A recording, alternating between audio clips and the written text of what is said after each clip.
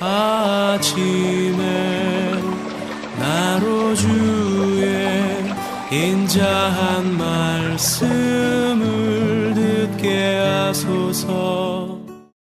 성도 여러분 안녕하세요. 토요일입니다.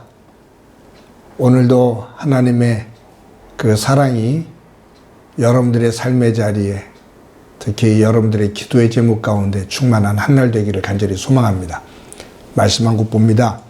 마태복음 26장 47절부터 50절까지의 말씀을 제가 봉독해 드립니다.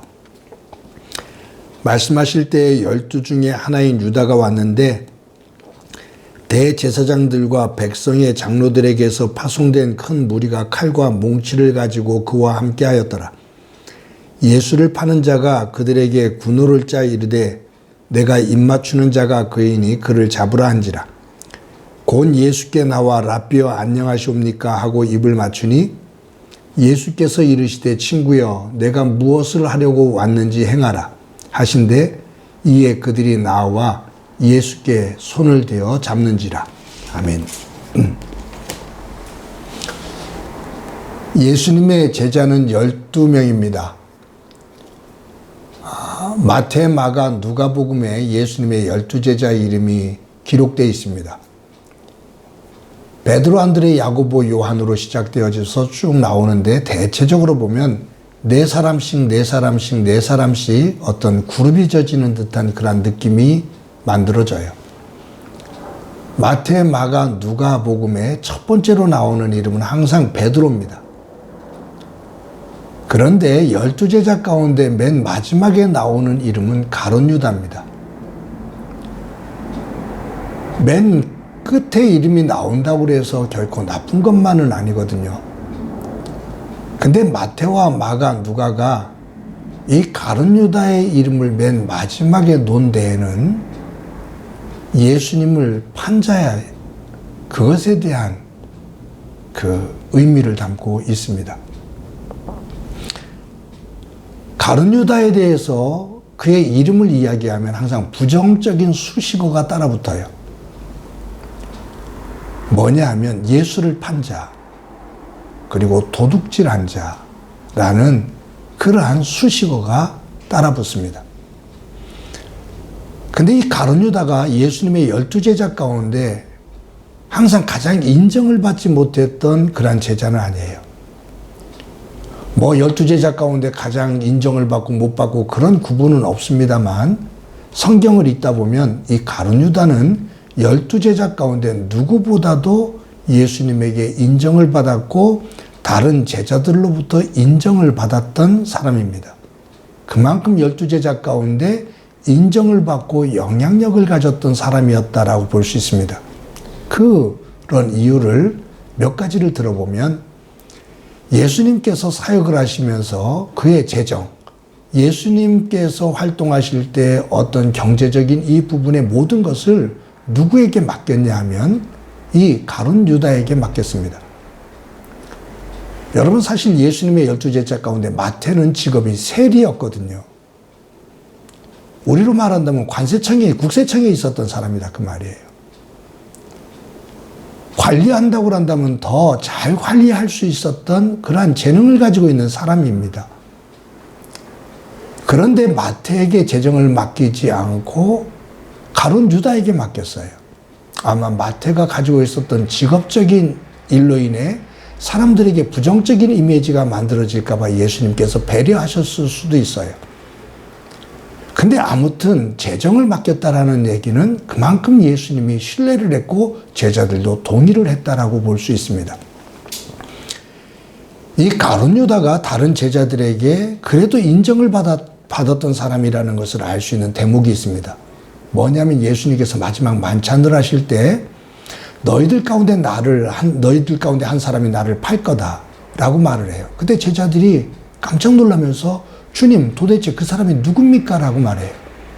그때 예수님께서 나와 함께 떡을 떼는 자다 라고 말씀하시면서 예수님께서 빵에 포도주를 찍어서 가룟 유다에게 건네줘요.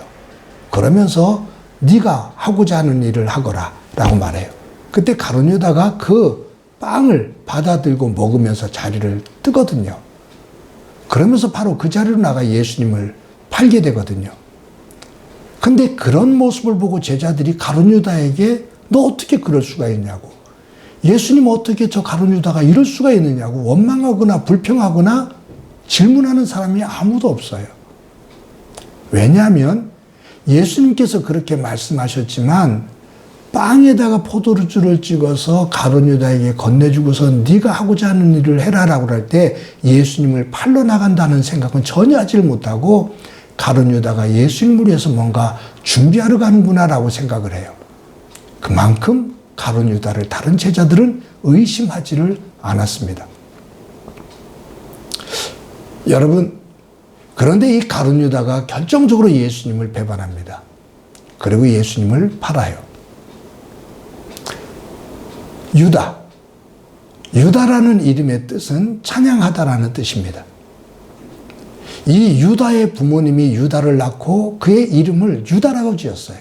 하나님을 늘 찬양하는 사람이 되어야 된다, 그런 바람을 가지고 아들의 이름을 유다라고 지었어요. 이 가롯이라는 이름 뜻은, 그것은 가롯 유다, 막달라 마리아, 구레네 시몬, 나사렛 예수, 그 앞에 붙은 이름은 지명 출신 이름입니다. 가롯 사람, 가롯 지역의 사람 유다라는 얘기예요. 근데 요한복음에 보면 이 가룟 유다에 대해서 이야기하면서 뭐라고 말씀하고 있냐면 시몬의 아들 가룟 유다, 그의 아버지 이름이 기록됩니다. 시몬의 아들 가룟 유다, 그의 아버지는 시몬이었고 유다는 가롯 출신이었다는 얘기예요.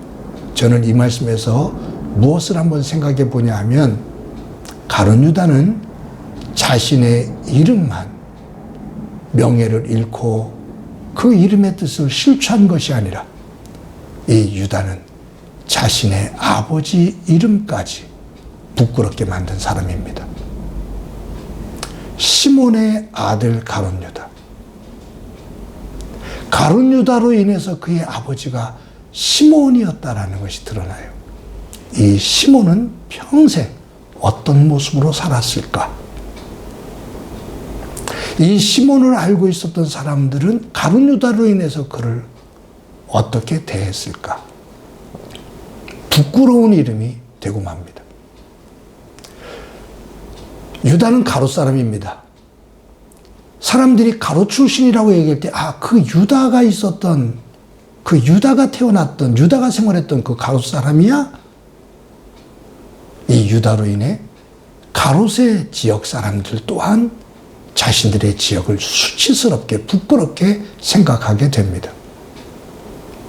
사랑하는 성도 여러분, 한 사람으로 인해서 그의 부모가 기쁨과 영광이 되어지고 그가 태어나고 그가 자란 곳이 사람들에게 선망의 대상이 되어지며 많은 사람들이 부러워하는, 가고 싶어하는 지역이 되기도 합니다.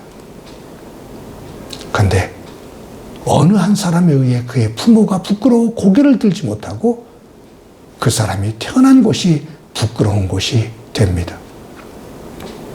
가룟 유다가 그 대표적인 사람입니다. 저와 여러분들이 함께 더불어 관계를 맺으면서 삽니다.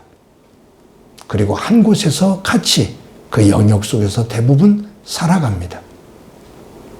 나는 나의 삶을 통해 내 부모 형제에게 어떤 영향력을 끼치고 있는지, 수치스럽고 부끄러운 영향력을 끼치고 있는지, 아니면 기쁨과 감사와 자랑의 영향력을 끼치고 있는지, 내가 머물고 있는 곳에서 나는 어떤 영향력을 가지고 있는지 믿음 안에서 우리를 점검해 볼 수 있는 소중한 날이 되어지기를 간절히 소망합니다.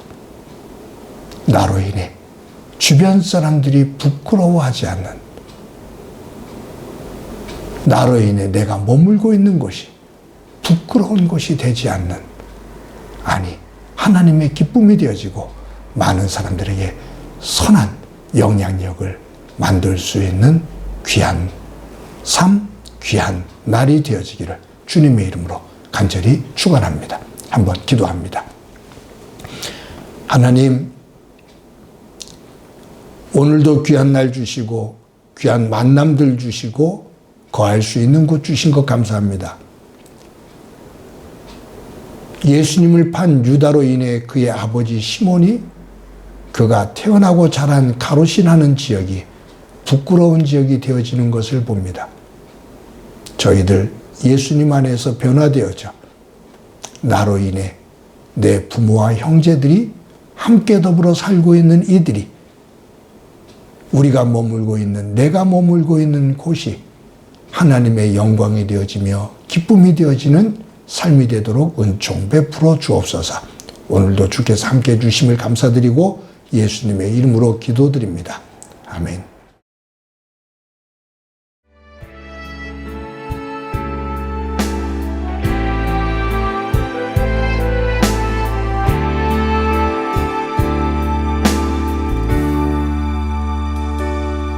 수많은 무리들 줄지어 그분을 보기 위해 따르네. 평범한 목수이신 그분 앞에 모든 무릎이 꿇어 경배하네.